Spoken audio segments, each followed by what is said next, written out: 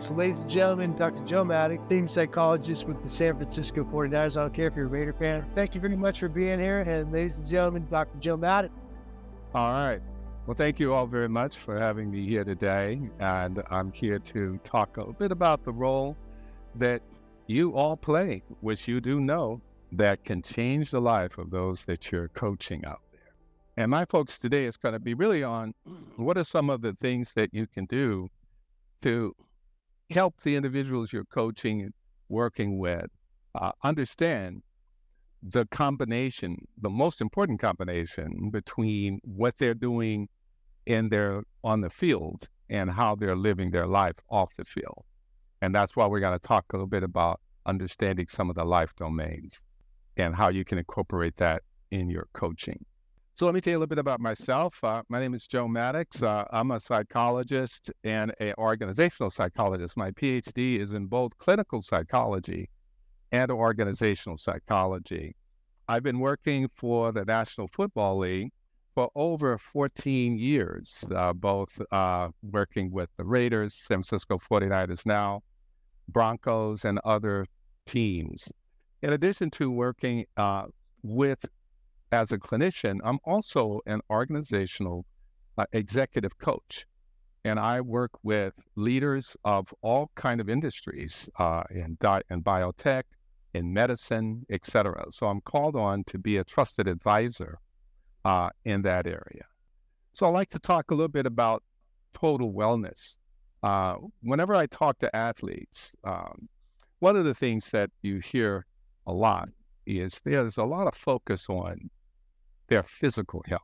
And what we want to do is really frame this in total wellness, where you have the physical health of the athlete and looking after their mental wellness as well. So just to get us grounded on some terminology here. So behavioral health is defined as a state of well-being in which the individual realizes his or her own abilities. They can cope with the normal stresses of life and can work productively and fruitfully and is able to make a contribution to his or her community and also reach their goals. Now, I'd like to highlight the word normal stresses of life, because when you get into athletics and you start moving from high school to college to the National Football League, how many of you think that those are normal stresses? Right? Now, here's the thing. It's estimated that only 17% of adults in the United States are considered to be in what we call a state of optimal mental health. This is according to the Centers of Disease Control. But yet, only about 30% or less of elite athletes actually seek help. Now, we're trying to change that in the league, because there's a lot of outreach, and we can talk about that more later. But this is a challenge. There's a stigma that exists when it comes to reaching out for help. So what is it that helps us stay grounded in our mental health, and what is it that distracts from it? Well, one of the things that I always like to talk about is what we call our major life domains. And I'm going to share a little bit about this, and then I'd like to see if you have I'd like to ask you some questions as well. So what is a life domain? A life domain is where we reside in our world, right? It's where our values are being demonstrated through our behaviors. It's where our goals and our aspirations lie. It's where our opportunities, exist. And it's also where there are a number of challenges. So we look at high school student athletes. These are some of the life domains that typically they navigate in. Obviously, academics are really important. So that's one area that's really important for students. While they are working toward their athletic goals, they also need to be working toward their academics as well.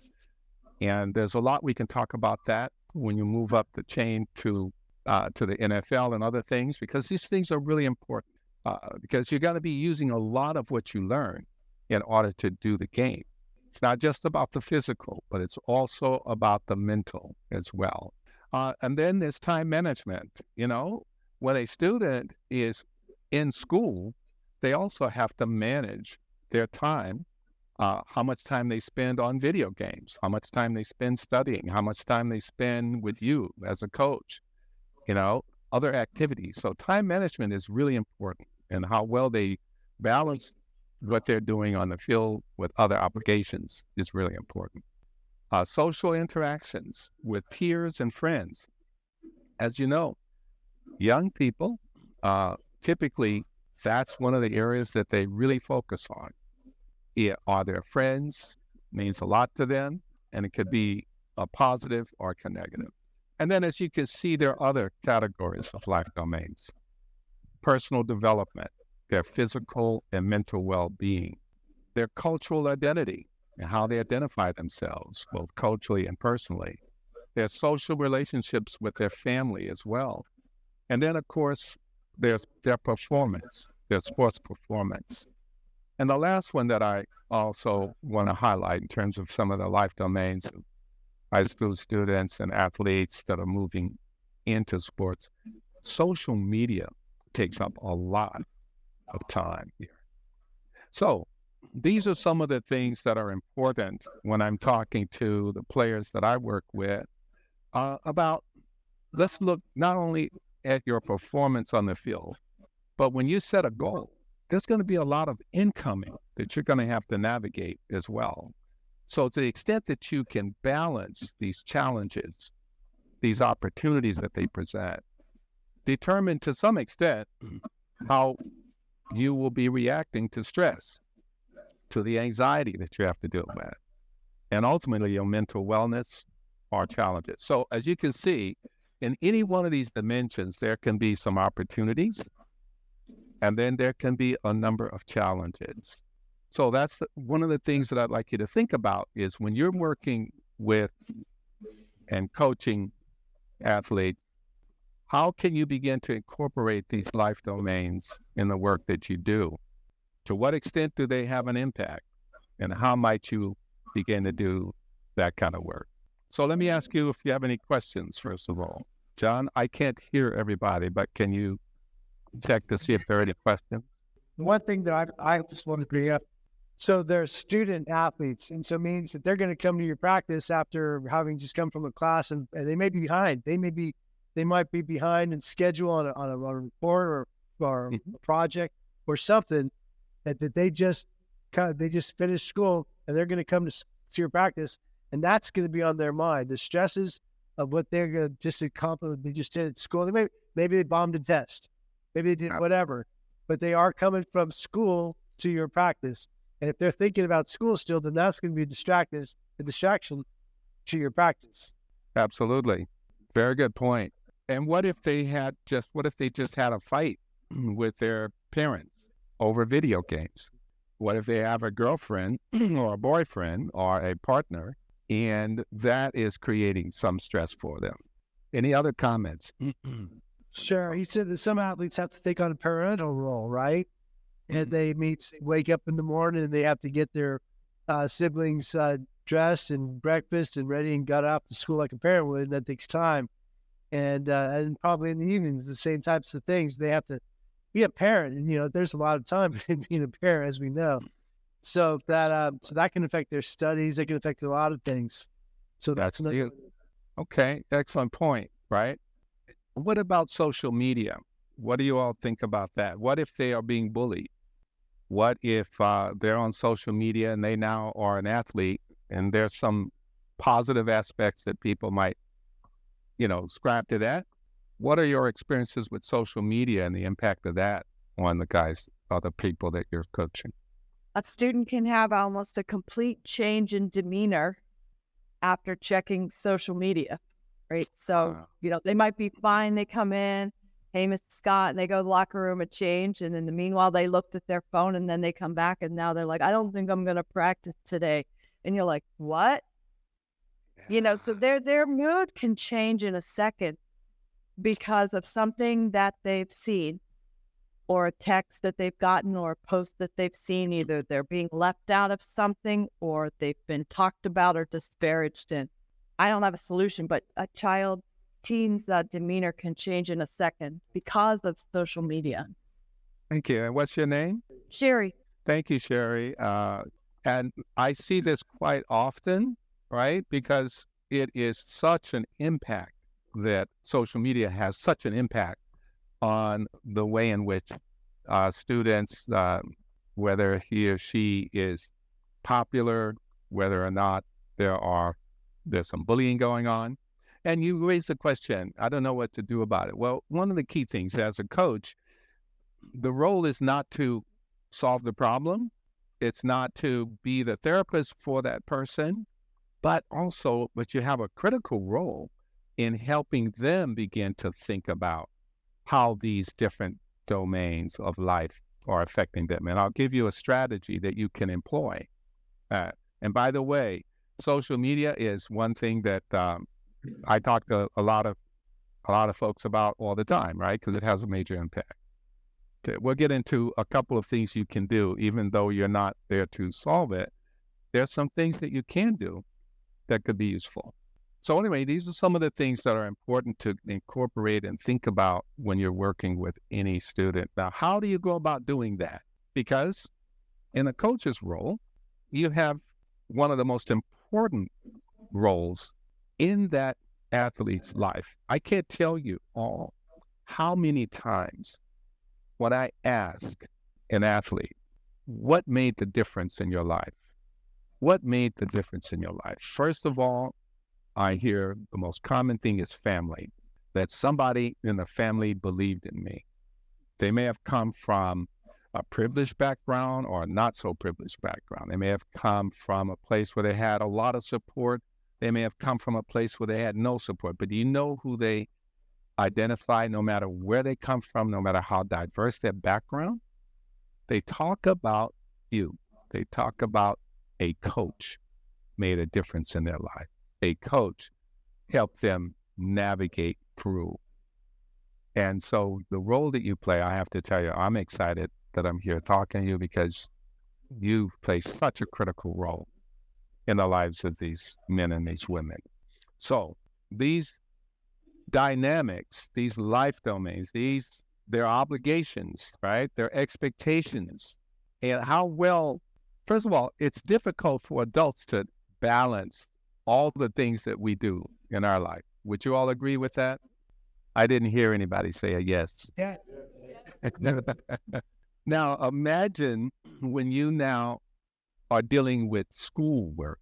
Now, 1% of those that are trying to be in the NFL finally get that opportunity, finally have that dream come true. Can you imagine how these life domains change, how they become even bigger when you have that public scrutiny on you? In almost every one of those aspects. I was just sharing with you some of the life domains for high school athletes. For NFL athletes, it's going to be similar, but more. So, Dr. Mattox, why would me as a coach, why would I need to pay attention to these? Why, and how do I incorporate this in my coaching engagement?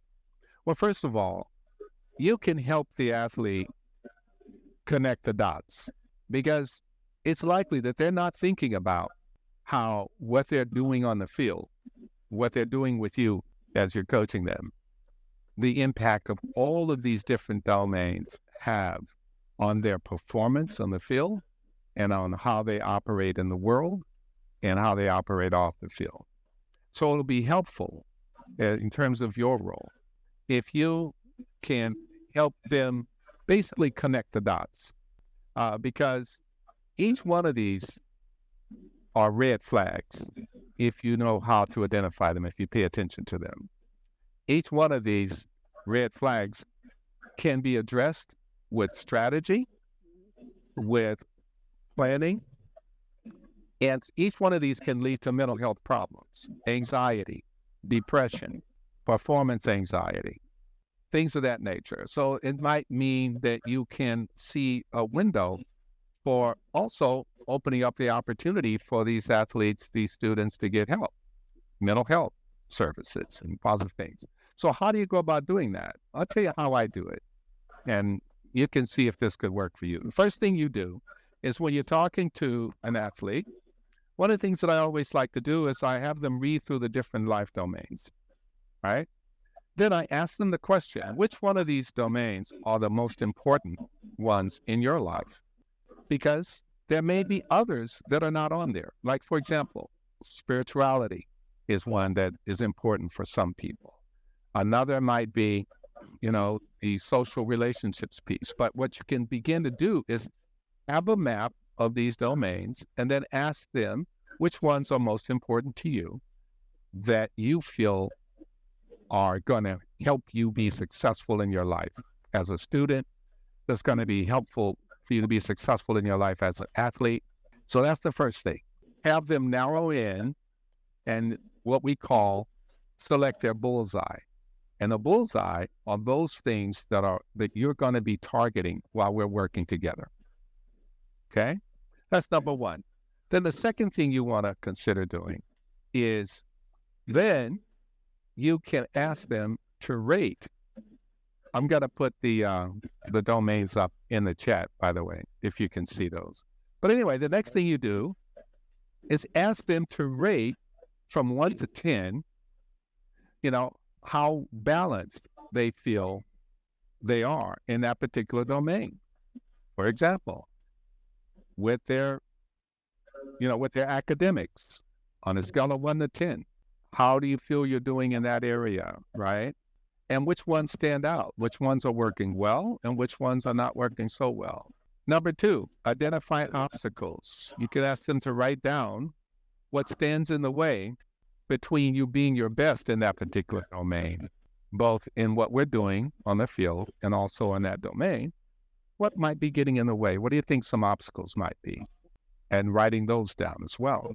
And then the third most important step is maybe think about what you can do to get some support or assistance, because again, you think about roles, so that you can take some action to improve any of those domains that you feel might be unbalanced at this time. And that could be a counselor, that could be, maybe getting some help in some other ways. And again, these are things that can be useful for the athlete to begin to assess where they are, see which ones are actually working well for them, which ones they might need to begin to do some work on. Okay? So anyway, this is one thing that can be done as a strategy to help them achieve their goal both on the field and off the field.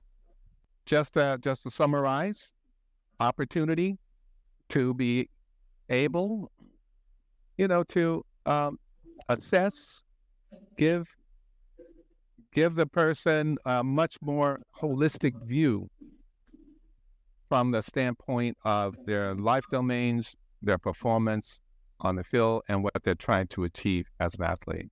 All of these things together kind of create opportunities, and all of these things also have challenges. So again, wherever it's appropriate to refer, if you begin to, if folks are really struggling, you certainly want to do that. And also, if there's some dialogue or discussions that could be useful, just wanted to give you a couple of tips that you can use there. All right. Now, John, I wanted to respond to one of the questions that came through. Remember, I asked you what would be 1 or 2 things that the coaches would like me to address specifically. And one of the things that came through in your email was building relationships with young players. So I wanted to go over a few tips. And again, I'm going to send this out to you so you'll be able to have this for you to look at a later time. And then I'd like to also talk a little bit about, how I work with athletes that may be experiencing anxiety. I'll just give you some of the strategies that I typically use with athletes. Again, just for your reference. Okay, so building relationships with young players. What are some of the things that work? I'm going to talk about this for young players, but it's also important this is one of the things that I love to do when I'm working with players. The relationship is the most important the most important thing within that relationship that I have. And as a psychologist, as you know, confidentiality is such an important component of building trust with our players. Whoever I'm talking to, they need to know that they have 100% confidentiality, with our conversations, things of that nature. And so when you think about this from a coach's perspective rather than a psychologist or a therapist, there are some tips and strategies that are also very important that we both use and that I think you can use as well. The first one is there's a lot going on with these young people, and active listening is a really important thing to engage in. Take the time to listen and understand what their thoughts are. What are you thinking today? Using very open-ended questions. How are you doing? How is it going? These are things that you use, I'm sure. Also, what are they thinking? If you notice something in the nonverbal, do you have any concerns or feelings? Or is there any anxiety that's going on? And again, active listening involves nonverbal listening. You're listening and you're writing on the charts, or you're looking at your phone. That's one way of listening. But active listening is something that is important to engage in here. Another important thing is, what are their goals? What are their goals? Listening to that, trying to understand that. And the term I use a lot when it comes to goals setting as an athlete is asking them to think about, and I mentioned this before, think about what your bullseye is. Your bullseye. What is the thing that you really want to focus on, that you really want to achieve? And there'll be times when you're going to hit the mark if we're practicing or if you're working on a play. And then there are going to be times when you may not. But having them to think about that. And if they say, well, I want to be an excellent player, then you could even ask more questions. Well, what does that look like when you say that, right? What kind of teammate would you like to be? What kind of athlete would you like to be? Ask them to drill down on the values that are involved in that, what their thoughts and feelings are. So active listening is one key. Another one is positive reinforcement. One of the things that we often do when we're trying to teach a skill is we try to tell people what they're not doing when they're trying to achieve a particular skill. I think balancing acknowledging and willing to praise their efforts and achievements, in addition to, pointing out the things they need to improve, what it does is it encourages them to do a better job. Because it boosts their confidence in their ability to be successful. And you never know where they're getting messages in those life domains about who they are. You didn't clean up your room, or you didn't do so well on the test. They may be, getting the message that their parents are disappointed, their friends, etc. So you have an opportunity to boost some of that confidence by positively reinforcing those things that they're doing well and kind of creating a balance. A third is be approachable. What do I mean by be approachable? Some of the toughest coaches were some of the people that really help players navigate through challenges. And one of the things they said, but they could always go to that coach if they had a question or if they had a concern. So creating what we call psychological safety is another very important thing in terms of building a relationship with these young players.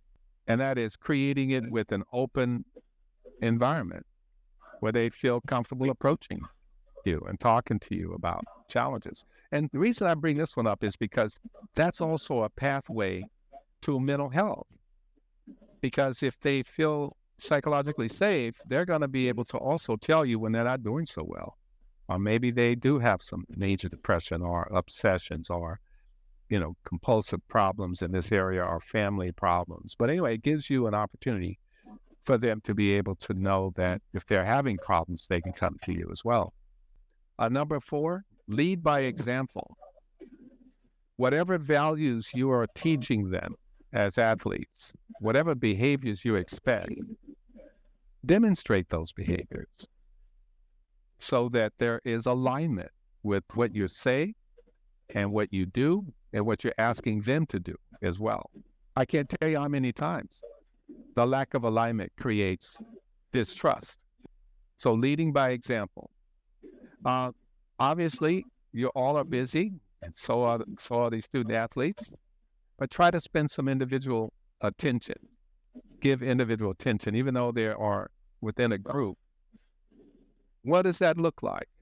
Showing some interest in their life domains and their development. Offer personalized guidance to help them improve their skills. And again, you don't have to solve the problems if there are problems in those life domains, but at least, having those questions. How are you doing in this area? How are you doing in academics? How are things at home? If you need any support, if you need any help, we can get that for you. Those kind of things. Just a few more. Establishing clear expectations. This is very important. Do you know what they expect of you? Do you know what they expect? Do they know about your expectations? For example, a simple thing like whether they show up on time, whether if you're asking them to do certain things, are they practicing it, and to what extent? So setting goals and expectations, not just regarding their performance, but their professional behavior on and off the field. Because once you're part of that group, remember you all said that, there's a group identity. You represent something greater than the individuals in that group. You're representing the group itself. And this is so important because what people do off in the field, can also undermine their career. Another strategy is to create team bonding activities. Team bonding activities. It could be anything like let's go get pizza or, whatever activities you can do. Organizing team building activities actually strengthen relationships with your team. It actually fosters, camaraderie among players. And then the last 2, putting yourself in their shoes.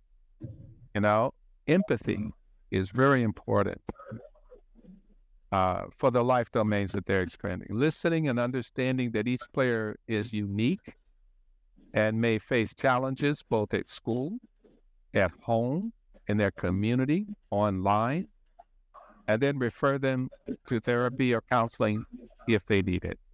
These are the main things that I wanted to share with you around building those relationships with young players. And then finally, maintain a safe environment, free from bullying within the team.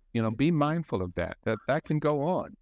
And also be mindful of discrimination. If a student is different than other students, in terms of identity, in terms of their sexual, identity or other things like that, be mindful that they can be discriminated against if they are different in any way. I'm going to call you coach, all right? Because that's what everybody in the swimmers were coaches. But what you're describing is not a tennis coach, not a cross-country coach, not a basketball coach, but a life coach, right? They approach it. We approach it as the fact that, like you said, these young individuals got a lot more going on than your basketball team and your soccer team or whatever. And if you can coach them up and get them, like you said, create that environment where they can trust you, right? Yeah. They can trust you because you don't care just about how they shoot or how they hit the ball or how they pitch or how they run. You're somebody who cares about me and create that environment. Is that what you're saying? Yep, absolutely. All right. So again, it's expanding the way in which we think about what we do. Be mindful of some of these strategies and tips as you go along. And I'd like you to think a little bit about a personal action that you can take as in your role. Based on everything that you've heard today from our conversation, maybe jot down one action that you'll take based on what we've discussed today. And you can do that now, or you can do that later. We'd just like you to think about an action that you can take based on what we've talked about.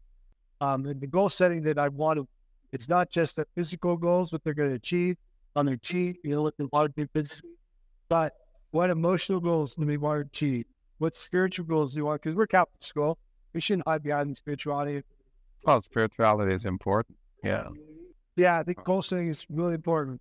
And you mentioned, and one of the things that you were talking about with spirituality, that's one of the areas that we also, that I also talk with all athletes about, that where that's really important part of their life, because sometimes they struggle with those kind of things. And so they need to know that there's support like you, John, and others that are there to help support them with that as well.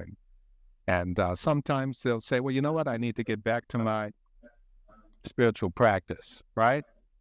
Because that's one of the things that helped them overcome a lot of obstacles in their life. Family, spirituality, friends.